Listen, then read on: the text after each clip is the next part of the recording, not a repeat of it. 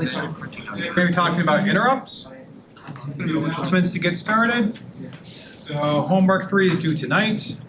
We'll have office hours directly after class, BBB 3629. We'll have an exam on Friday. So logistics, the practice exams are on the website. We'll have an in-class review on Wednesday, and then Wednesday before class we'll probably go over them. The data sheet will be released. So if you haven't looked at the exams, practice exams, we do weird things here because we're teaching a different subject. So we're actually going to give you a data sheet. I make it up, like a simplified data sheet that you will need to be able to understand to interpret the design problem. We do this rather than giving you all the information on the exam. So it used to be we just give you like 7 or 8 pages you had to read, and that would be all the background information that you would need to finish off the design problem. But it turns out what we're really testing is how fast can you read and synthesize information, which is not inherently a great skill for an engineer to have. It's good if you're a test pilot and you have to figure out why your plane's falling apart or something in the sky. But typically as engineers you have time to think, so we didn't want to test that. So we're going to give you the data sheet beforehand. So you guys should read through it, and now you're responsible for understanding the data sheet as well.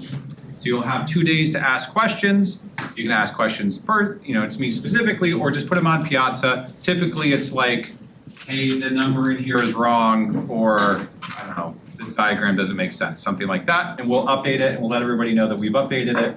Usually by Friday morning, we'll just freeze the data sheet and just deal with the problems that are in it so that people don't have to like constantly keep an eye on Piazza. And then during the exam itself, you can bring a calculator. You don't need a calculator. Like a 4-function or a scientific calculator. And then we will give you a copy of the data sheet. There's also usually a reference sheet, 1 or 2 that they're posted online that have like all the instructions, like what does an add do, what does an or do. Those will be given to you. So you just come with pencils, papers, and a 4-function calculator. What questions do you have about the exam?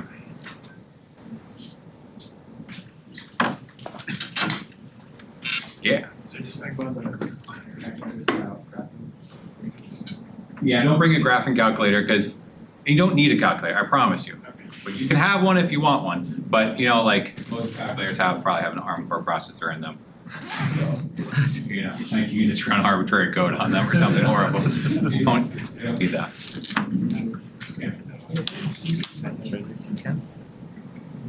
Nope, just bring a pencil, that's all you need.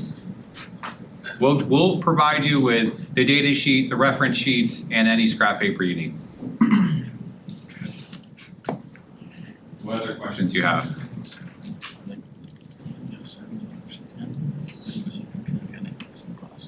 No questions, all right. So let's see, it'll be in BDB, so Beister, on the floor. What else am I trying to show you? I forgot what I was going to tell you here. But this week, we say you need to start Lab 4. We don't have to finish it next week, so that you don't have to overly stress out about cramming and getting all these things done. I suggest you just start it unless your schedule is really busy. I'll give you some breather room, but you can do either one you want. You can start it this week or start it next week. It's up to you. You can look at the grade scope for the actual deadlines for your lab stuff. After that, we'll do other things. After this exam, we're going to start doing team formation stuff, and there'll be a team formation event that's mandatory. We'll have some assignments in here. They're small assignments to get you to start thinking about projects. Then you'll have a team registration event or a deadline where you have to register your team. And then project proposals. And let's see. Yeah, then down here there's the final exam or a midterm. And then essentially, by the time you go on Thanksgiving break, you should have been started your project, have the project idea, have started it, and everything's in order. We'll order a bunch of parts for you, and then when you get back from Thanksgiving break, it's basically project time all the time. Start slowing down class. We'll have no new material from me, although you guys will be giving presentations. Any questions about next outline of the class is going to be? All right, talk about components of the day. So servos. Servos are pretty cool. They're kind of like a fundamental device Basically, it's a DC motor with some gears, and it's got a potentiometer in there, and then a little microcontroller. And what it allows you to do is to control the angle of a motor.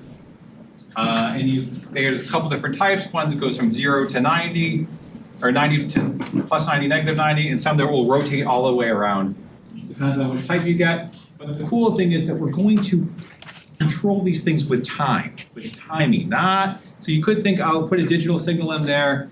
That would be a different type of thing. It's not how servos work. You could say maybe I'll put an analog voltage in there, but digital systems are really hard at doing analog, right? But the only thing that digital does well is time. So now by controlling when these pulses are, the wider the width of the pulse, the more the thing will turn. There's a minimum, usually minimum pulse and a maximum pulse, and then there's a duration. So now you get to control these servos with time. And that lets you build things like this. So here, we have an IMU in here, and then the little model airplane is just mimicking the rotation that the hands do.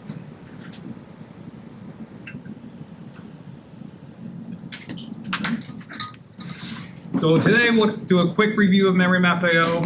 Then we're going to start talking about interrupts and polling. And if we get time, I don't know if we will, but we'll get to the nested vector interrupt controller, which is the module on your device that actually controls the interrupts. So to start here, a little review. We have Cortex M processor core. The requester is kind of built into the processor, but we did make a differentiation between them a little bit. And there's some sort of state machine here that's going to control the bus logic. And so if you want us to do a store, right, we have this example, we're going to store, we want this completer or this GPI peripheral out here to be able to get these messages, and so in between you have to have a bus. And so we talked a lot about these busing signals, and the idea is that there's many of these, maybe it's 64 or more of these completers, and this reduces, by having a bus structure, reduce the number of wires between the core and the peripherals or the completers. And you can share bus lines, but you still get to have data transferring back and forth. And then inside these peripherals, where there's actual little hardware that goes and does a task. And we're just showing here that these registers here are actual physical D flip-flops inside this thing that do a task. So the question for you is, you as programmers, even unless you go off to, you as programmers generally don't see much about the bus. In fact, it's kind of hard to see. Unless you go off to NXP or Cypress or somewhere and start actually designing some of these, which is kind of a common job. A lot of people end up doing that. Even in embedded systems, you think, well, that's silicon design. Really, it's just writing RTL to define how these things work. You may not see the bus structure. So how can you, as programmers, get a better understanding of what's inside the peripheral? How does that manifest to you as programmers? Why don't you take 30 seconds, talk to each other, come up with the answer of how do you figure out what's physically inside of this thing? What's the thing that you're given?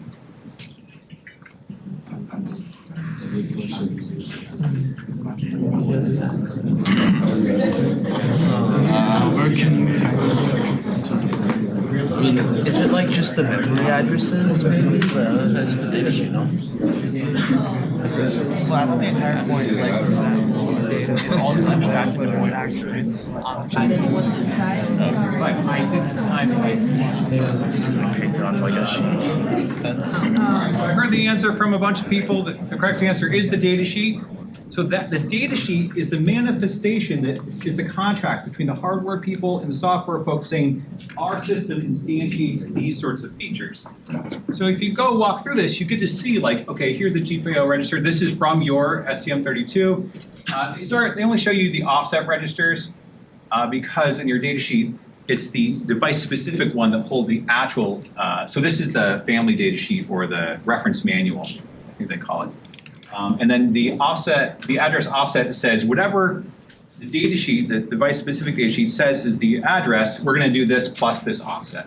But anyways, here we see that they define the structure here. So it's a register from 31 to 0, and it has the structure. So now we know there's a 32-bit D flip-flop somewhere in that peripheral. And what else does it tell us? Well, it says that these are read and write. So if it's read and write, that means I can send data from the bus through the bus into it, and I can get data out. So that means P write data and P read data those bus connections are made. Then we go over here to the GPIO. Well, here it's saying, well, It's not. I don't actually have the upper 16 here. I only have 16 GPIO, and that kind of makes sense because these are 2 bits for each, and okay, it's only really 16 GPIOs that you can control with your mode select.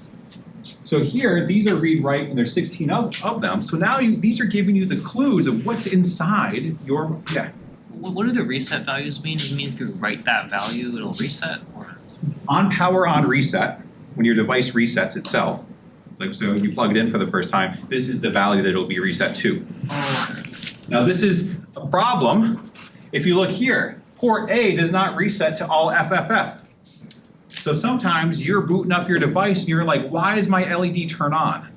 Or why does it flash for a second? Or why does this motor start turning for a second? Well, it might have some weird reset value where you just weren't, you know, it's not that you shouldn't pay attention, but it's like you weren't aware that it was going to be in some particular mode. And that is less of a case, but early on it was a bigger issue with microcontrollers. Yeah. So then if you go back to this problem that we did the other day, you could go and modify this for your specific STM32, and now you know that motor was going to be 32-bit register, but the GPIO in and GPIO out registers are only 16 bits. And again, there's supposed to be 16 of these particular pieces of hardware to represent each one of the possible GPIO pins that are there. Does that make sense how your buses, how your core, your bus, your completers, and your data sheets all kind of link together? Not one question. Everybody's like, yes, this is perfect. If you were to read or write to the undefined O-type registers, would the behavior be like undefined, or would it like just do nothing? Here? Yeah. I'm going to guess that they don't exist. There's just not hardware. So if you write to it here, that means that if this was 16 bits, it would just be bracket 0:15, and these wires literally aren't connected to anything. Yeah. So we're saying that the registers, they just cannot be 32-bit, they have to be 16 bits. I am saying if you're following this data sheet. No, like that for those specific ones. Yeah. I mean, I guess they could hold 32 bits. This thing is not a contract. This thing is just telling you what the hardware will do. So it's not a statement about there can only be this many bits. It's saying that if you try to read out of here, well, it doesn't have read-write capability. So they're not guaranteeing that you can read and write out of it. It's only saying that in the lower 16 bits you can read and write out of. So it's not like, we have found chips that have undocumented features, right? They exist, right? And so you're just, you know, one of my students made a little program that will just go to every memory address and see if you can write something in and write if you can pull it out. Sometimes they exist. There was a weird communication chip that allowed us to get to a special mode. It was a test mode. They're not advertising it to us because this is not a contract. This is just what they're exposing to you. But they exist. It's just rare though. It's not like there's not going to be, you know, 4 gigabytes worth of memory here. They just don't. For size reasons, they just don't want to put it in. All right. Other questions about this? How all these 3 things come together, or 4 things? Okay. Yeah. So just a quick question. So for the GPIO peripheral for the actual pin values when you're writing out, is it correct to infer that the D flip-flops for the upper 16 bits probably just don't exist and they only have them for the lower ones? Yeah. Okay. Probably just doesn't exist. It would be wasteful to have them exist. And they're usually trying to minimize space as much as possible. Any other questions? Okay. All right, so now we're going to move on to interrupts.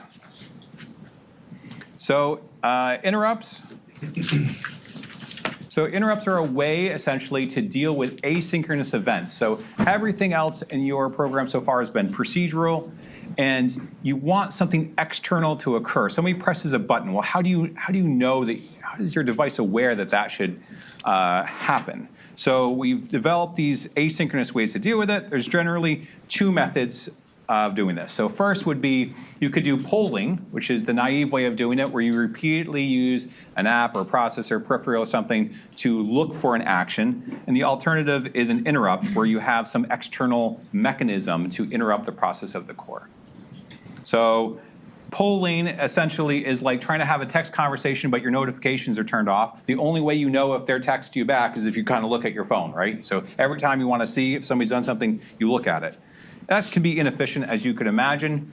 In the base case, in a very simple program, it probably doesn't matter that much. So here, we're just waiting to see if a button is pressed, and if it is, you go set the value of an LED. So that's pretty simple.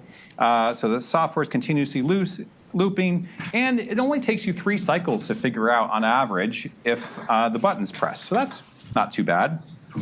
However, your program's not doing anything useful. We would say that utilization is 0 if there were some other task you were supposed to do. So you're just wasting a lot of CPU cycles, i.e. power, to get this task done.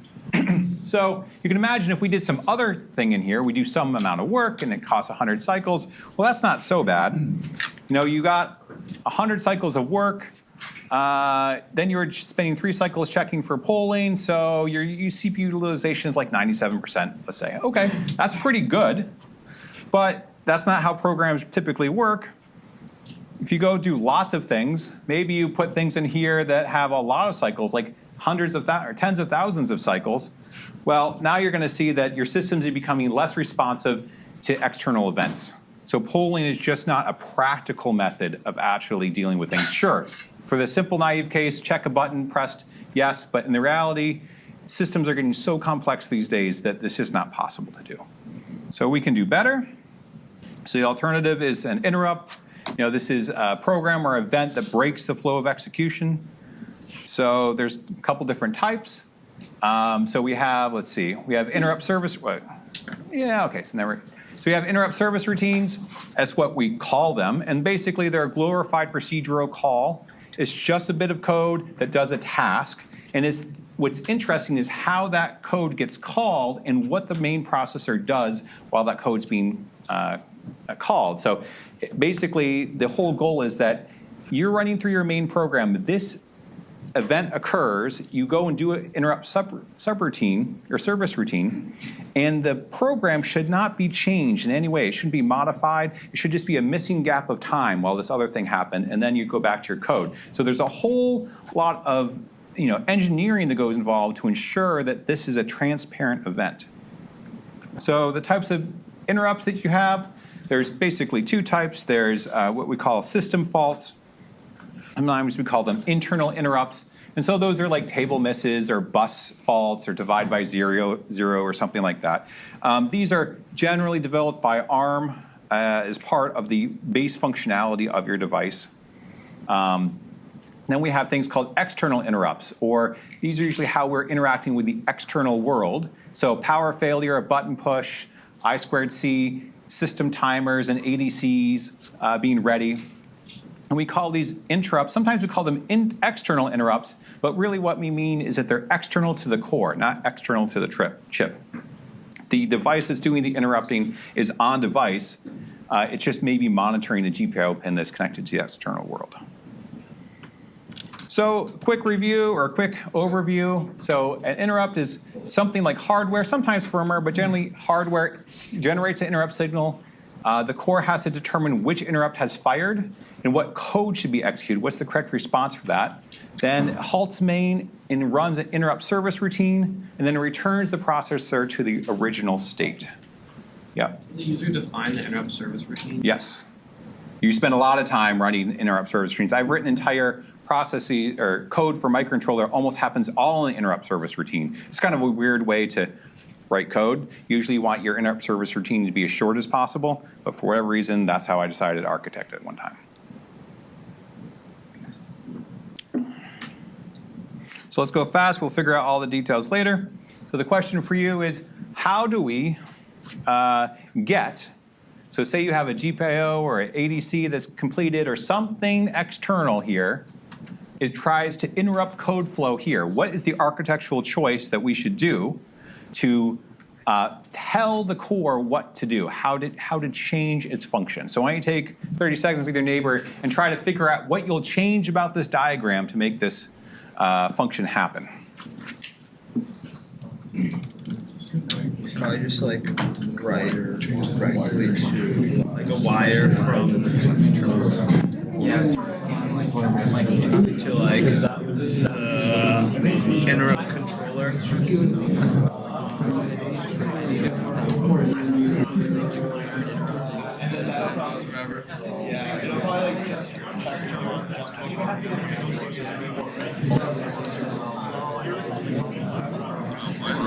I don't think you've ever met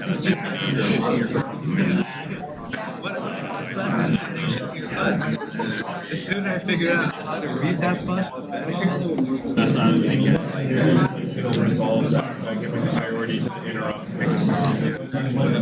All right, what do you think? How are we going to get the core aware of external events? Yeah. Could you connect like a wire from like, I'm not sure which one you would use, but like the P-ready signal to straight to the interrupt controller? Ooh. That's an interesting idea, and you definitely built on the stuff that you already know. So you could have, so what you said is, so like here, you're gonna take P-ready and connect it here, basically, right? That's not so bad. Any other slight modifications anybody would wanna suggest?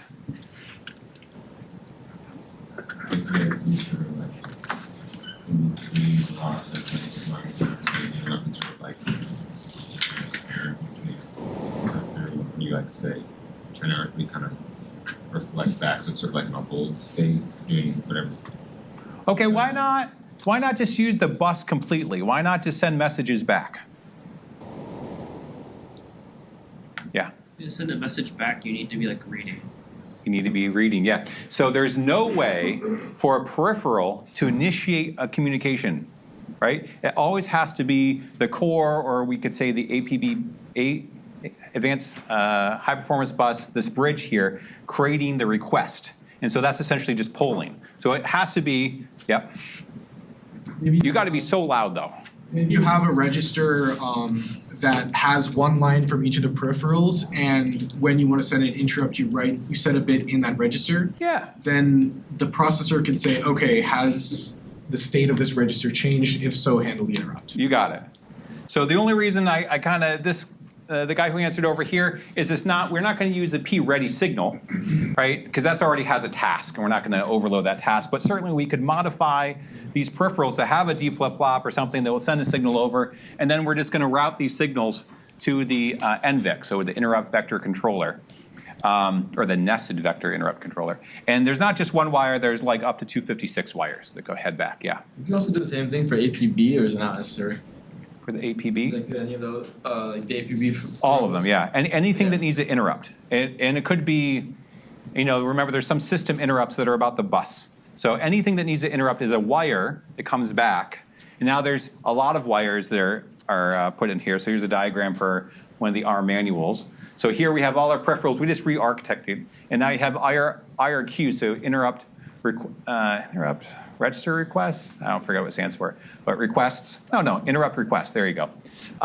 So those are all coming in here, and there's this end line. It's not too many. The more you have, the more complicated your nested vector interrupt controller is, but you do have a bunch of them. So up to 256, I believe, for this processor. Okay. And so how does this work?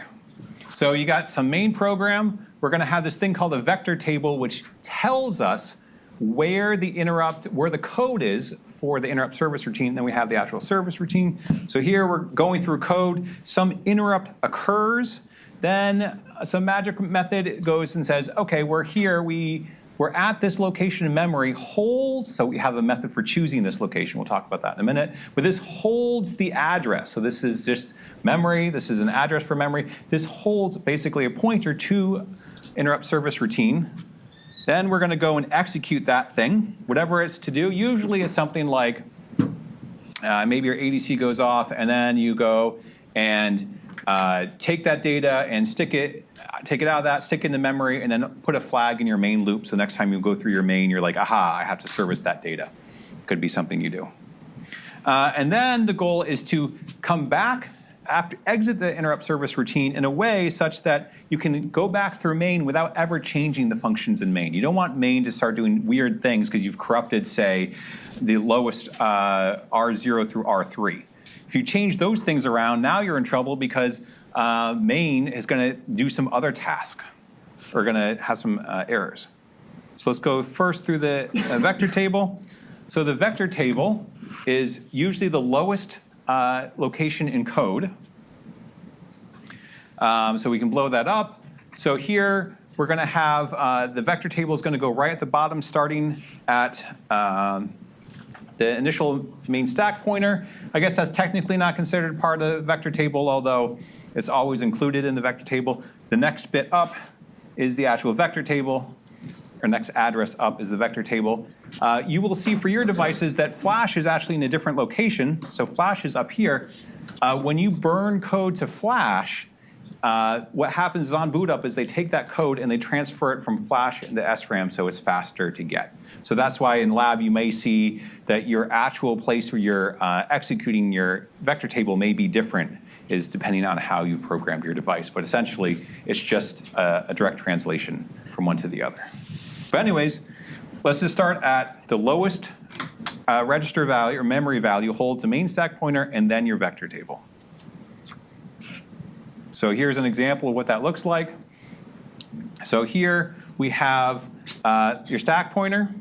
Then you have 16 interrupts. Oh, I don't know why they don't have 16. But they have up to 16 interrupts here. And these are the system interrupts. And then these are everything above. And here we're just showing this is the memory location, and this is the pointer to that particular interrupt. So what did I say?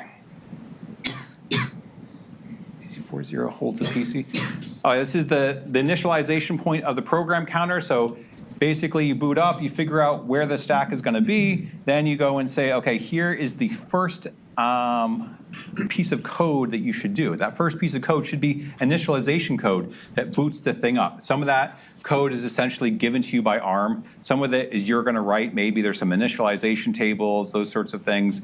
That stuff is all built into your IDE. And so this very first thing is a interrupt itself, which is your void reset handler. So on power and reset, the chip has to do some task. So the very first thing it does is not your code that you've executed, but basically your interrupt routine or reset handler. What questions do we have so far?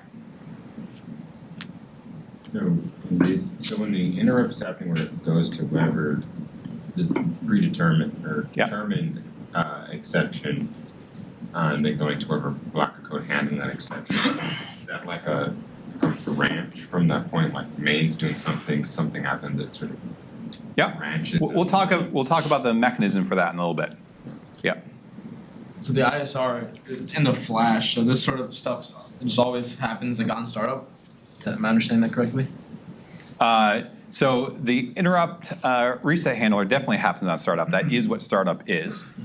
And then after you're done with that, you'll go to main. Okay, and then in main, something will happen.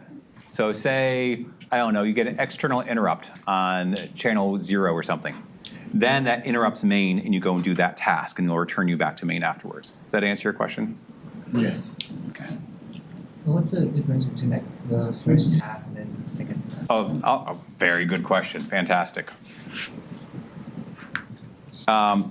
So it is broken into two sections. So the first half here is their system exceptions. So these are things that ARM has defined that these interrupts must exist. These interrupts must exist just for the functioning of the chip. And so some of them are like a bus fault, a memory fault, some sort of hard fault, non-maskable interrupts and reset. And then there's even a timer that we'll talk about later that's required for ARM to have on their device. So all this is defined by ARM. Everything up here is defined by the manufacturer. So SGM, NXP, those those folks who are making the peripherals, who are making the things that are outside of the core, they get to have their own interrupts. And then they've defined these as negative numbers because ARM says, well, ours are so important, the chip won't function without ours. We're going to give them negative numbers, so here's the priority. These are the lowest priority, meaning the most important, and then those go up as lower significance in interrupt priority. And we'll talk about the idea of priority of some interrupts being able to interrupt other interrupts later. Did that answer your question? Oh, no, I was asking, like, does the processor make a BL instruction to do this? So I guess C is like the processor does not. Hardware takes control, and so we'll talk about that mechanism in a little bit. But the processor is generally unaware that an interrupt has occurred. So there's hardware that puts a BL instruction in the. We'll talk about that. So I'll give you the hint. It just takes control, but there's no BL instruction branch to interrupt service routine that actually occurs. The hardware just forces that change, and we'll talk about that mechanism in a little bit.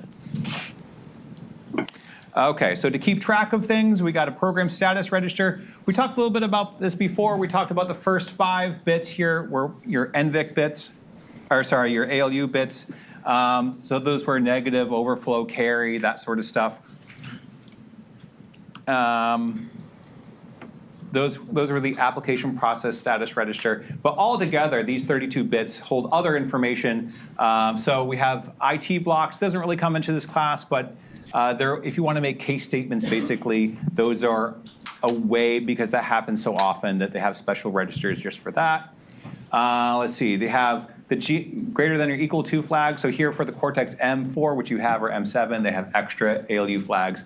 But the thing we want to talk about here is the exception number. So here is a 8-bit number that tells what exception is going on, or what interrupt is going on right now. They're trying to keep track of where you're supposed to be.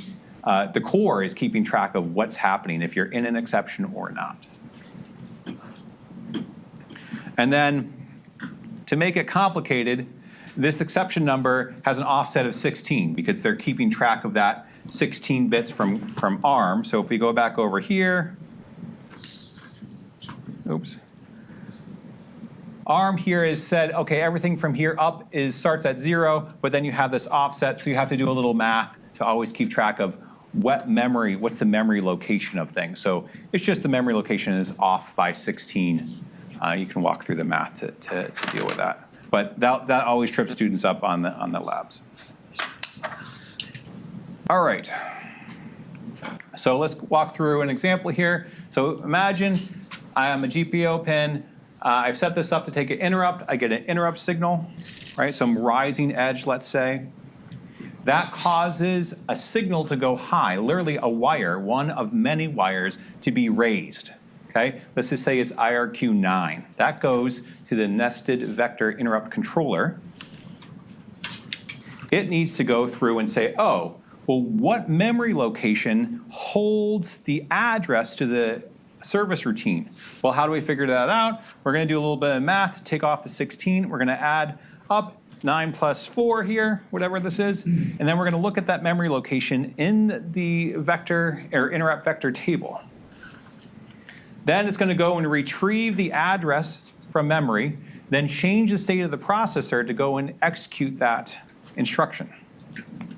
So the NVIC sets the program counter to the value in here, whatever PC equals the particular value there, and then the core starts executing that. So the question for you is, oh, wait.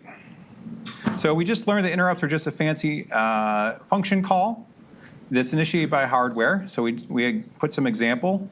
We know an ISR must be ABI compliant. Okay.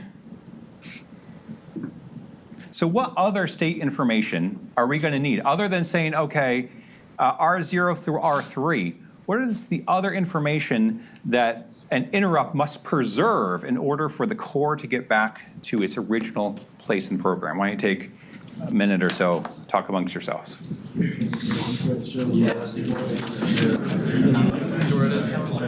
might also want to save the stat pointer.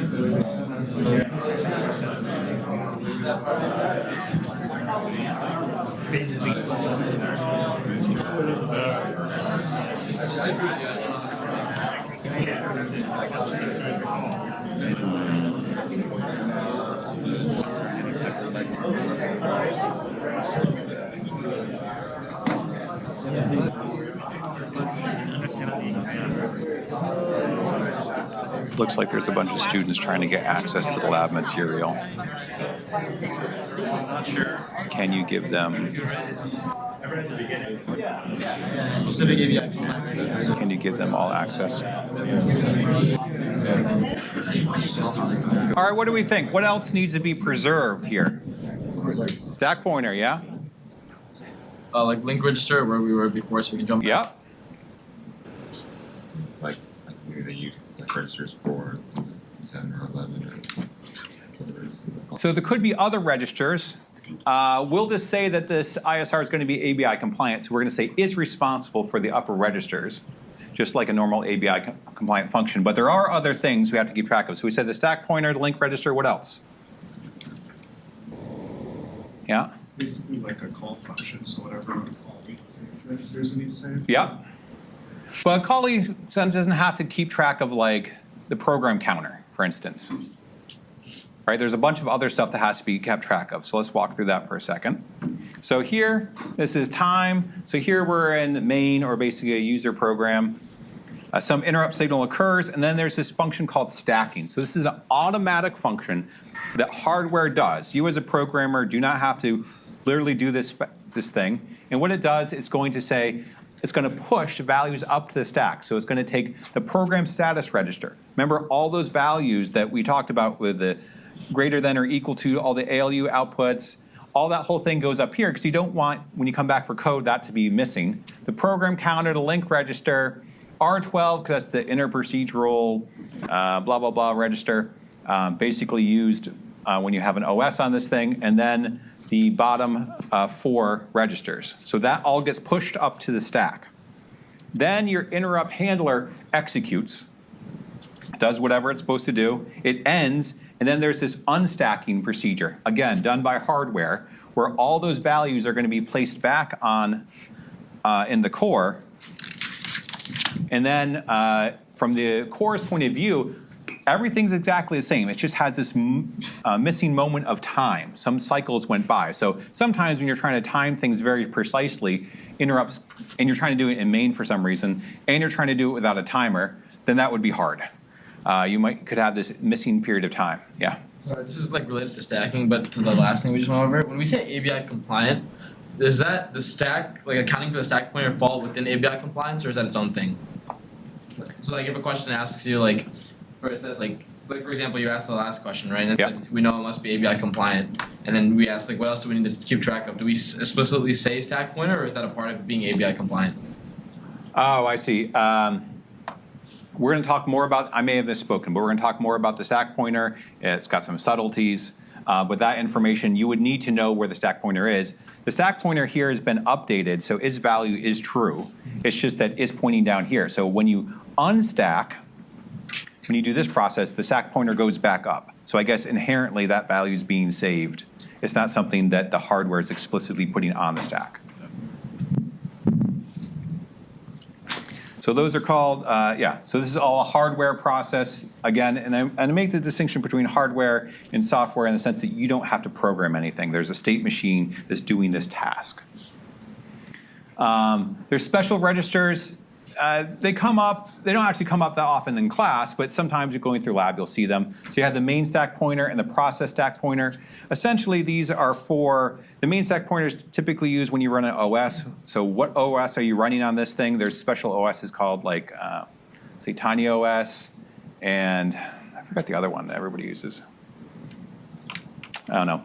There's a bunch of OSs that can run, and really they're not memory management sort of things. They're really task schedulers. They're kind of glorified task schedulers. They're really useful, and now these things are getting so complicated that like an NRF52, which is this Bluetooth chip that is commonly used, you almost always have to use the real-time operating system just because the manufacturers have given you, through your API, given so many functionality that it's just hard to use it and it's hard to write a program without it. In any case, it's just good to know that there are shadow registers, but for the purpose of this class, we're just going to assume there's always the main stack register. There's more information if you want. It's not, again, that important for this class. What you will see here is that if you go and look at your code, you'll see here the main stack pointer and this thing are going to be combined when you're in or interrupt, and your link register is all going to be this weird value. This isn't the link register back to your PC. You would think that if you're going to branch off to something and do something, you need to keep track of your program counter, and you'd usually put it in the link register. That would be a great place for it, because then you're going to branch back to that, and it'll take you back home. But this is a special place, and this, look, it's very high up in code, and this basically tells the hardware, when I go trying to execute this, when I'm done with my interrupt, it basically says, if this is the link register, now do the unstacking procedure. It's a hint to hardware to do this task. Okay? And then the link register is up on the stack anyway, so the original link register will be brought down and placed and replace this after the unstacking event.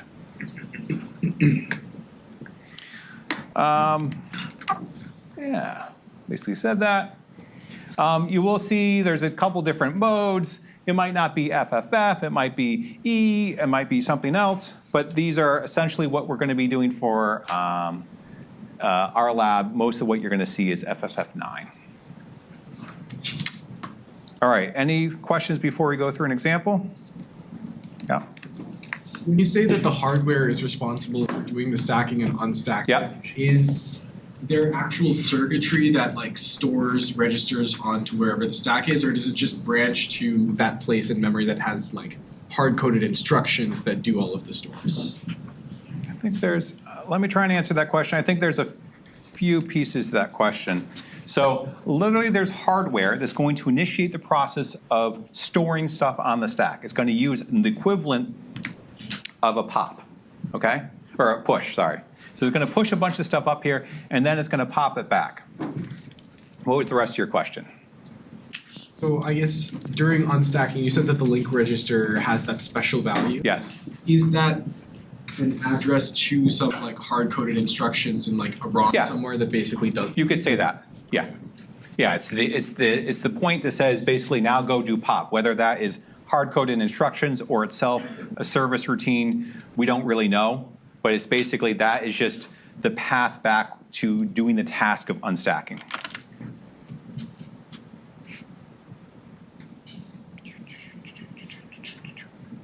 All right, so let's go through an example here. We have some main code. We have a system tick timer or handler. So this is an interrupt service routine. We have our registers. We have a program status register, and then we have our stack here. Okay, so we're just running along in code. You know, normal things are happening. Then, oh, we got a systic interrupt, and it says to go do. So then the NVIC figures out that this wire that goes high represents, tells the PC to change to this value. Okay, so now we're going to go forward. Program counter. Oh, we're going to do stacking here. So here. We're going to go take all the values here and basically transport them over. We've saved the program status register, the PC, the link register, and the stack pointer has deprecated down to this address. Okay. We can see the link register has changed to this FFF9, which is the denotes the ISR path back to main. Then the PC is going to do some tasks here. We didn't actually show that part of memory, but the program counter is going to go and execute these codes. And if you needed to, it's using R3, it's using R4. It shouldn't use R3, R4. Do I remember this? All right, let's just go forward. Then it links back. It links back to branch register, link register, so the XLRs, and it goes back to here. Well, this is that special command. Special command goes back. And now, because we did that special instruction, it goes and pushes everything, or pops everything back. And then the stack pointer has gone back to its original value because it's unstacked stuff. So you wouldn't want to leave stuff on the stack in your interrupt service routine that's going to unstack in an inaccurate way. The interrupt doesn't keep track of everything that you've put up on the stack. So let's say, come back. So if you went and added things here, say you push things, because you should have done that with R3, R4, you push things up here, and then you forgot to pop them back, then your stack pointer's off, and then when it does, when it goes back to this link register, then it's going to be off by 2 for everything. So that would be an error state. Yeah. In this case, since it's using R4, wouldn't you also want to push that onto the stack? Yes, you would. I forgot what my own slide said. It happens to us professors sometimes. So there's an error condition I'll show you in a second. But yes, you've caught it. So for unstacking, you're branching with some already like hard-coded code. Yep. But for stacking, you're not. You are as well. Okay. But the stacking is, it's not that you're branching to it, right? It's hardware has taken over. So when I say branching, I think of the core as executing an instruction that causes branching. That's not what's happening. Hardware is taking over and causing branching to occur. Yeah. So when an interrupt happens, that link register is populated with a predefined hardware instruction, right? Or like instruction in hardware or something. Sorry, say that again? That's like that's a special instruction, right? Yeah, I mean, it's a special location. And so it's a location that could be in program space, and it just happens to be in a part of your memory that's required by ARM. So it's called your system, I forget what, system memory or something. And so it has a specific function. That function is to do unstacking. Yeah. So the XPSR Yep. refers to like This is their program status register. This keeps track of what your ALU flags are and what interrupts you're in. Right, because if you came back from your thing and you were expecting there to be like a carry flag and then your interrupt erases that flag, then your program won't execute properly. So we got to save that information. So this is registered to hold flag for you. Yeah, so we put it up here. So that's the first thing that's pushed up to the stack. That's because that registers You guys, I'm this close, I can't hear you. and that's because that register is a higher value than like the PC. Why do they chose that order? I don't know. Yeah, maybe in some sort of architect's brain that this has a higher value than that, yeah. I'm just kind of confused because when we normally branch, we would put the PC in the link register, and this time it's just not the PC, but it's not the place we'll return once we're done with the interrupt function, whatever Yep. that's called. So why would they decide to put that in the link register, and how is it used? So why are we using this value and how is it used? Because we're not so you're right, and normally in code execution, this would be your return path. This would be the point in code after your branch, and it would tell you what the next thing would be, right? But this is a whole different function, so we're doing interrupts, and so we're going to repurpose the function of the link register, in a sense, to do this other task. And so now we need to tell the program, we don't want you to go back to whatever this was, whatever this PC was, because if you just went back to that PC, all the stuff's on the stack, and we haven't unstacked it and put it back into the registers. So we need a way to tell the hardware that don't just go back to this point, take all the values that were the state of my processor, put them back here, so that my code can keep executing transparently. And this is the way we do it. We just tell it to go back to this location in memory. That location memory probably has some hard-coded code that says do this task. Okay. And, yeah. Just want to verify, so when you unstack, we're basically returning to the previous PC, which is currently being stored on the stack by the interrupt handler. Yeah. And then the way we detect that is by checking the LR. If it's equal to that weird value, then we execute unstack. And then we automatically return by just popping the PC. More or less correct. I would say the only modification is that it's not that we're moving.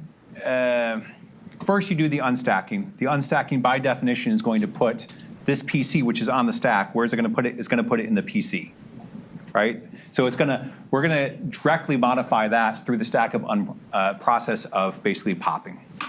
Okay. unstacking happens before it's attacked. Register. You do, you come here, you do branch, link register. Now it tries to execute this piece of code, right? It goes to this place in memory. That place in memory says unstack, right? It does that whole thing. And then PC gets updated here by doing that task. All right, let's see what happened. We did some stuff, we unstacked. The problem was that we were manipulating R4. Oh no, we did bad things. We should have manipulated R4. R4 was changed. So back to your point, you caught that before I did. Fantastic. Yeah. If the stack pointer is at that 200 point, how come when it's putting in running the initial like pushing, how come it's going at one below and not at 2? Oh, you're saying why wasn't this? Well, we don't know what that value is. It doesn't matter. It's just pointing to that value. It's an unknown value. And then you say we stack. What? Maybe I missed your question. I assume like when the stack pointer is pointing, that's where you start pushing the information, not one down. So you start pushing. Because like the stack pointer was initially at the 200, yeah. But when you pushed, it was at the 1 FC. So I just. Yeah, well, this is where the last valid data was. And then when you push something, you increment and then store. And then so now it's showing you this is where the last valid data was here. And so if you had to, like you should have gone and pushed R4, so you could go push something else and then when increment put R4 here, you just have to make sure you pop it when you're done. Okay. We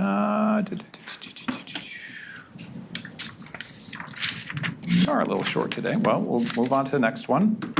Let's see, we can recap. The things you should have gotten away from this is that polling is bad. Yeah, polling can work in the most basic, simple programs. It's even maybe even a good way to do it in a simple program. But really, you want to do interrupts. And interrupts are the major way that you keep track of tasks and things to do. A lot of your program is going to be based on, yeah, sure, there's something in main, but timers are going off, ADCs are finishing, the external world's out there, some data's coming in, so a lot of the work of a microcontroller these days is done through this interrupt service routine mechanism. So the peripherals are all connected to the core through wire, so up to 256. Now you wouldn't want to have 256. I think this particular STM that you're using has 196, if I remember, interrupts. But you have all those wires coming back. Each IRQ is related to a number, and then the NVIC's job is to look up and figure out what's the memory value of the service routine, and that's held in the vector table. Vector table is just a pointer to memory. And then hardware takes care of unstacking. That's not your responsibility. So we'll take, I'll have a couple more slides for the next lecture, but is there any final questions of what we've talked about so far? Yeah. In terms of like when you write your own interrupt, yeah. like does hardware, like how does hardware know like what to do? Like if I write my own interrupt, how does it know like where to jump to? And like, do I have to tell it to do that? That is the vector table. Okay. So, that's a good question. So a lot of this, the problem is that your IDE takes care of all these things and is super awesome, and you lose all control, right? But essentially, you're going to say, hey, well, your compiler is going to come through and say, I have a interrupt service routine for this watchdog timer, and it's going to be placed when you do the link in, the linker, and the floor planner is going to say, well, that code lives somewhere, and it's going to resolve those labels such that this memory address here represents where that code is. Does that answer your question? Yeah, so you would have to specify that it has to be like address 40, like for that, like to be an interrupt, like how does it know that it's an interrupt? Is it because it's at like a low address in memory? Like yeah, so these addresses are been predefined. So your vector table is a conceptual chunk of memory that has a special function. And your NVIC knows that this set of memory has a special function. So the NVIC will come up and say, well, here's my interrupt, IRQ went off, and now when I have an IRQ goes off, then I'm gonna go to this particular memory location, and whatever the address here is, I'm gonna go and execute it. So the NVIC is very tied to the structure of this vector table. And you can't like break the vector table up and move it somewhere else because your NVIC doesn't know about what you've done. Yeah. Explain the program status register again? The program status register is just a kind of a snapshot of what the status of your core is at the moment, in the sense that it's storing your ALU flags. Okay? It's also storing your exception number, what interrupt you're in the moment, and some other flags. So you need these things for it to keep track of the state of the register, or state of the core, sorry. What other questions we have? Yep. So like since the interrupt handler is done by the hardware, yep, you'd have to decide as the architect of the hardware which registers you would want to be saved. So like if you did say want R3, like in the interrupt handler how R3 has one added to it, if you did actually want it to affect between R0 and R3, you would have to make that decision before you make the hardware? Yeah. It's probably not the best diagram to get at what you're asking. Let's see if I have a better diagram somewhere. Not really. So it was a design choice to only preserve R0 through R3. It could have done all of it. That would also be just a viable option. But maybe I'll ask you all, what would be the downside of adding all the registers that are in the core to be stacked and unstacked? Necessary loads and storage. And which causes what? What's the downside of that? More cycles, so increased latency. So now latency I think is between 6 and 8 cycles to get into an interrupt, and that gets back to how fast can you respond to things. So there's some programs, and I've certainly done this for one of my projects, where I have edges coming in, like that mean data or something, and I have to sample one, store it, and then sample the next one, whether it's high or low. So you can imagine decoding a bit stream. So edge goes off on my clock, and then I sample the other pin and say, okay, that's high or low, store it. And now my latency of how long it takes to get in and out of the interrupt defines how fast a waveform I can decode. So the trade-off here was, I don't want to do everything because it'll take too long, so this is maybe the optimal what I need to get away with. That's a good question. Yes? You go to the example, I'm just like, could you re-explain how you're, like where you're getting the address for the link register and the PC to update? All right. Like the red one? So we're here, right? And your question is, why is this, or how do we get back? Why is register 14 that, and why is register 15 that? Sorry, last part. Like, register 14 and 15, where are they coming from? Okay, great. So let's see, at this point, the program counter has branched to like this location here, right? So part of the interrupt caused us to change our state. So we stacked, and then you don't know this because I didn't show that part of memory, but this value happens to represent this piece of code here. So this and R3 1 is at this memory location. This is inside your handler, okay? Now, we still need to know what the link register is when we're over here. That's been pressed up to the stack, as well as the old PC. So that's all taken care of for us. It's just that when we do BXLR, branch to our link register, now this gets put into the PC, just like it was before. It just happens that when the core runs this instruction, the instruction says unstack everything, okay? And when you unstack everything, unstacking causes your link register to go back to the old value, causes the PC to go back to the old value. In fact, all these things go back to the old values. Yeah? I don't know what registers are to be stored during the stacking process. You don't know which registers. It's true, I did not give you a great diagram. We'll save that for the next lecture. But basically, it's going to be R0 through R3. So because we're kind of ABI compliant, so we're going to save those. The programs, the link register and the PC and the program status register, those are the ones that are going to be saved up to here. And R12 because it's the interprocedural link register. We never use it, but that's one that gets stored. Since there's different codes, like I'll add the 9 or D or E. Yeah. Is that defined by that address, like 801C, like the blue? Is that how you know? This is the state in which your program is in. That's where that's defined. So if you're in handler mode, like there's this slide over here that shows you, it doesn't really come up. I'm just giving you this information so that you know where this stuff is. I'm not just totally making it up. But if you're in handler mode versus thread mode, there's slightly different. And then if you have a floating point extension or not, slightly different. Either way, it's an FFF with a value there. Whatever triggers it automatically puts in thread handler mode. Yeah. All right, one more question, we'll go on. Can you go to the example? Go to the example, sure.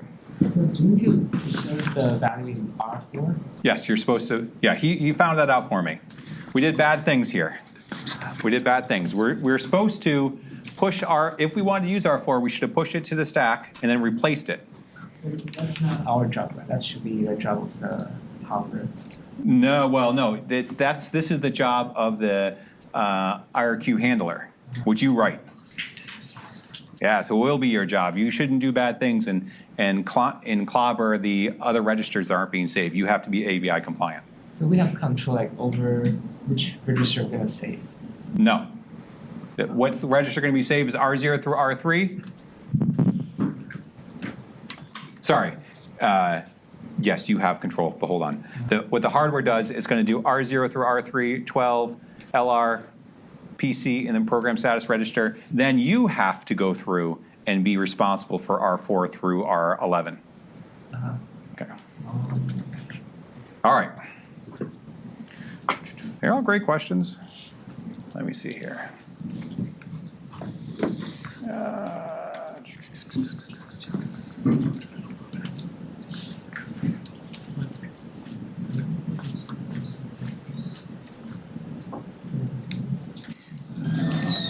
That was review from last time.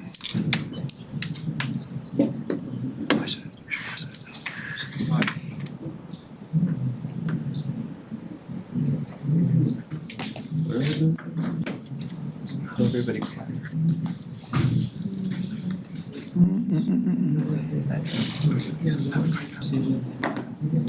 All right, so we're jumping ahead to next lecture a little bit. Yes. Nope. too late. I promise I won't go that fast in 17 minutes.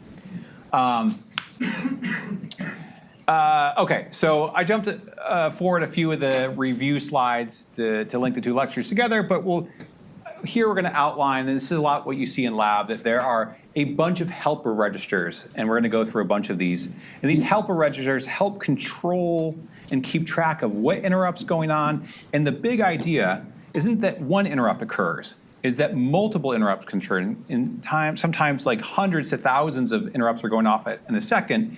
And how do you deal with concurrent overlapping interrupts, especially interrupts that are really important and the ones that aren't very important? And so these are a bunch of registers that help you keep track of that. So the ones that we care about here are you have enable and disable registers, so you can go and set an interrupt to be on or off. Just because your GPIO register could be on when you press a button doesn't mean it's actually enabled. So you have registers specifically for that task. And then we'll talk about in a second, but there are registers, because it's so important that you don't mess this up, there's registers just for setting and just for clearing. There's two different addresses, even though they go probably to the same piece of hardware underneath. There's two different addresses for that. There's ones for setting which, if your thing is pending or not, so you can figure out what interrupts are, you can set yourself and say, do this interrupt now, make it pending, or you can scan and see which interrupts are pending. It tells you which interrupt is actually active at that moment. And let's see, it'll tell it this is a status register, or sorry, interrupt priority register. Priority is this idea that some interrupts are more important than other ones. And so if you have a whole bunch of register or interrupts going off at the same time or a bunch pending, then your system has to be able to say, well, which one should go next? And so there's a whole set of registers just for retaining the importance of a particular interrupt. So let's just talk about, let's talk about some examples here. So this is the set registers, so set enable. And basically, it's a one-hot encoding kind of where you're going through and you're saying, here are the interrupts. And then you look up in the table, and now you can go and turn these off. So you're going to put bits into each one of them. And because there's more than 31 registers, or 31 interrupts, you're going to have n of these registers. So there's set enable register 1, 2, 3 as you look through your documentation. Now, it could be up to 256 minus the 16 here from ARM. But the reality is, I was off by 100. The reality here is the STM32 that you're using in lab only has 96 interrupts plus the 16 from ARM. Just because it's complicated to have lots and lots of interrupts, and the burden becomes too high at some point. So you're going to see there's probably only 3 set registers there. And to go back to this example, there's a particular register that you can write to that's set, and you have a particular one that's write to that's clear. So if you go and put a 1 into ISR, so set and clear, so here's an example. So say you do a logical shift of 1 and then insert it in, you're going to see that changes 1 there. That goes along and changes it into this register. These are 2 different addresses. They're probably the same memory keeping device underneath. But they're not symmetrical. I can't put a 0 into here and have it affect. I can put a 0 into here and have that effect. And they're doing it so that you can't make mistakes. They've just seen enough programmers do bad things. They're like, well, we're going to have 2 separate addresses, one for clear and one for enable. Yeah? You can only put zeros into your clear and only put ones into your, okay. Yep, that's it. I already gave you the answer why they do this, because it's that sensitive. And then again, you can go look through the data sheet. You should now be getting fairly comfortable with reading through these data sheets. The reference manual has all the background information, and then your actual data sheet for your microcontroller says, the device-specific information, like what's the actual offset registers, or the base register for your offsets and that sort of stuff. Same, you got pending and clear interrupts, and then you have your active status registers. Let's get to the most exciting part. So let's talk about the basic flow of what's going to happen.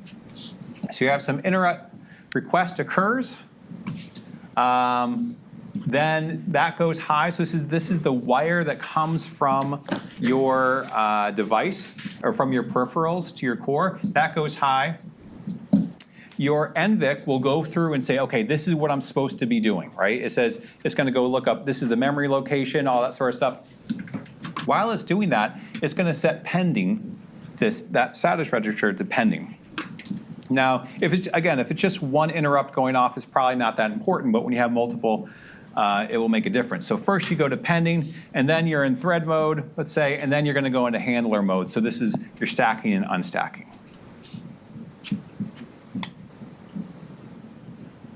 Oh, man. Okay, so then you have your pending clear register. So here, what happened?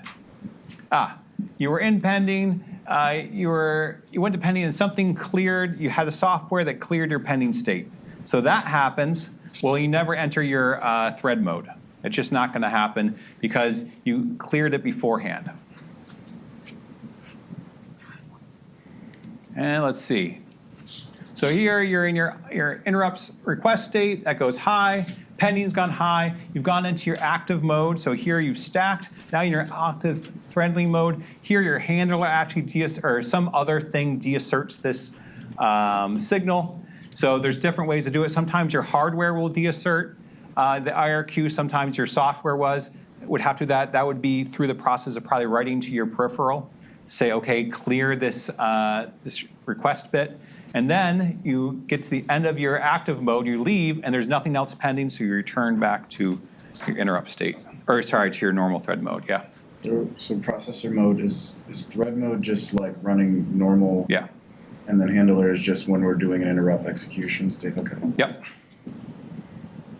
And if the interrupt signal were to directly have stayed out during the time that the active status went down, would it then re-trigger pending? Well, this is the problem. This is the real problem, because I had worksheets for you guys to explore and have fun with this, and then I forgot to print them out. I didn't think we'd go this fast.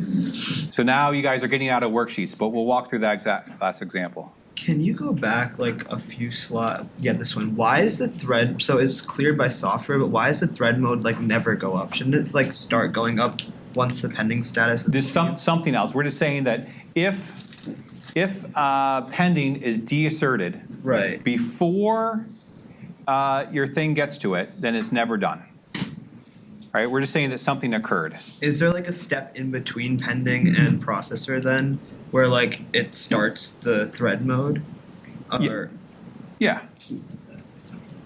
I mean, there's a lot. Well, we'll go through more complicated examples. We're just pointing. The thing to take away from this is that you could be in pending, and it's not a guarantee that you go straight from pending to active thread mode. Okay. Something can happen in between. That's all we're saying here. Yeah. Your pending status is just like, okay, wait, we're doing stuff before we enter our handling mode, right? Or pending could be you. I guess the more base case is you're doing some other interrupts, but you could be in pending even if your interrupt isn't enabled, I believe. So pending is just a register that says this interrupt has gone off, but it has not been serviced yet. Yeah. Interrupts like put in a queue with like a bunch of Yes. We're going to get through all the joys of that complicatedness in a second. How does the peripherals like send arguments to the NVS? What do you mean arguments? Well, like maybe it needs to send something more than just the interrupt. That's all it can do. That's all the hardware is provided to do. So in that case, in your IRQ, so your service routine, then that's your job. You could go back to the peripheral and say, okay, give me that extra information. I might need more state information. Yeah. So is the prioritization of interrupts saying that like if two signals come at the same time, this is when you pick, or I'm already in one interrupt, but then this Both. came in the midst of it, so get out of that. We have cases for all of that. We'll go through that in a little bit. All right, so you guys can get out of a worksheet. We'll do it right now. This is beyond your honor codes, okay? You're actually going to do the worksheet in your head, even though I don't have a worksheet for you. All right, so what do you think is going to happen here? What happens if the IRQ is not clear? The interrupt request, that wire that comes back to the NVIC, stays high, is gone into pending, then it went into active mode. You've done the task. It is going to exit active, right? It's going to get out of it, so we're clear at what happens after this point. So think to yourselves, draw on paper, and we'll come back in a minute or so. I think it'll set pending. It'll just start the cycle again. It won't be able to complete whatever it's actually trying to do. It goes from active to low.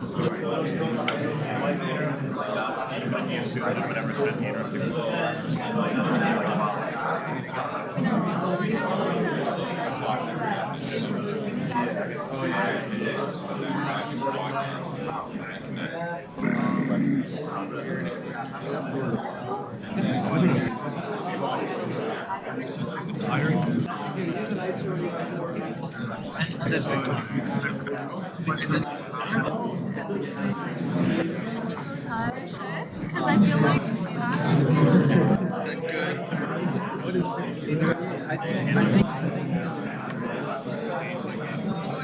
Three people, so everyone has to do more work. What's up? Everyone has to do a little bit more work. So some of them are willing to work for long, I they're gonna go to a smaller. It starts flowing up like halfway through the pending status. Like really am interested in, and it was very good. Or it falls, then it stay high. Be a biker. All right, what do we think? What's going to happen after we exit our IRQ? We go out of active mode. what's gonna happen? You'll enter again. What's gonna happen to handler mode? So we've exited, right? So we BXLR. What's gonna happen here? Is it gonna go low? It's gonna go low because we're doing what task? We're gonna unstack. We're gonna force ourselves to unstack. I mean, it's not inherently obvious, but it's, it's not like the diagrams are that detailed, but we're gonna unstack for a second, but we're still active.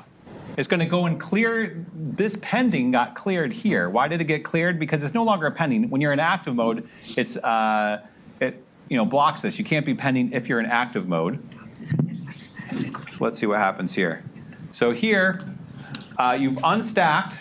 Now you have to immediately, then this becomes, it became unactive. Well, that allows it to become pending again because that never got cleared.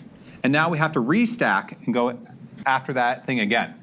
These are cases we want to get around later on. We'll have some ways around it. But this is just showing you the issue if you never go and clear a request, and it depends on how that peripheral is set up. If it's a pulse or if it's a level set, then you may have a case where you're continuously servicing this interrupt. So does pending status and active status block going back to the interrupt request? Yeah, so pending status gets deasserted when you're active, okay? And then you can't, there's nothing here pending. I didn't get any other pending here to interrupt this, right? And when I exit, then it allows pending to be assertable. It can occur again. So it goes and checks, and then it says, oh, I'm active. Does that make sense? Yeah, so when another interrupt comes in, does it interrupt active status to make that pending? It can, and we're going to get to those details if that interrupt is of higher priority or a lower priority number. Yeah. What's the wait time different for interrupt pending status?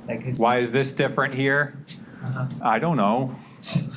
Because well, you forgot that I warped time on this axis. I don't know. I got these from a great manual, but I don't think it. Well, how could I guess? I don't think it's an inherent reason why one has to be faster than the other. I could guess a little bit. Sorry. When the interrupt request is high instead of on the rising edge. Yes, and it does depend on how those interrupt service are made. Physics is I get up and down. The Schmidt trigger kind of control minor flickers, preventing. No, this is all digital logic, so we'll assume that we don't have any of those horrible analog problems. All right, so let's ask this question. I got it. This will be the last one, and again, you guys got out of doing a worksheet, so we got it. Interrupt request that happens 3 times. So, and we could just change, maybe these are very long time scales where I have an edge coming in, and the edge goes off into a GPIO pin, and that GPIO says there's an interrupt, and then it gets deasserted, spends some more time later, and then it happens again. And for whatever reason, we don't know, we haven't finished off we haven't even started our thing yet. So tell us what happens in the interrupt, active status, and processor thread when you have 3 interrupts that have occurred while it's still pending. So take a minute or 2 to guess. Or think about it. I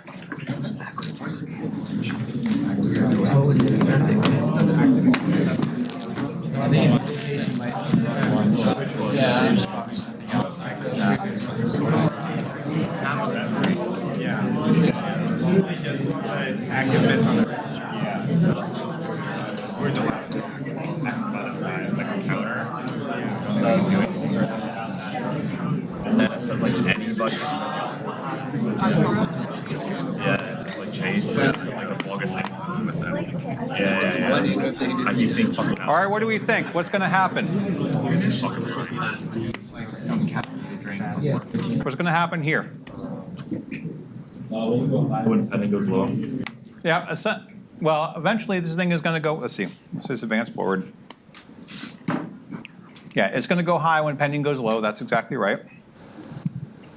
And then we're going to enter our handler, right? But it didn't do 3 of them, okay? There's no state holding device. It doesn't know it was important in the sense that it happened multiple times.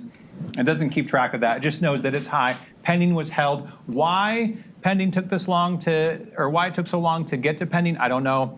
I assume it's some state of the thing, maybe there were some other interrupts going on.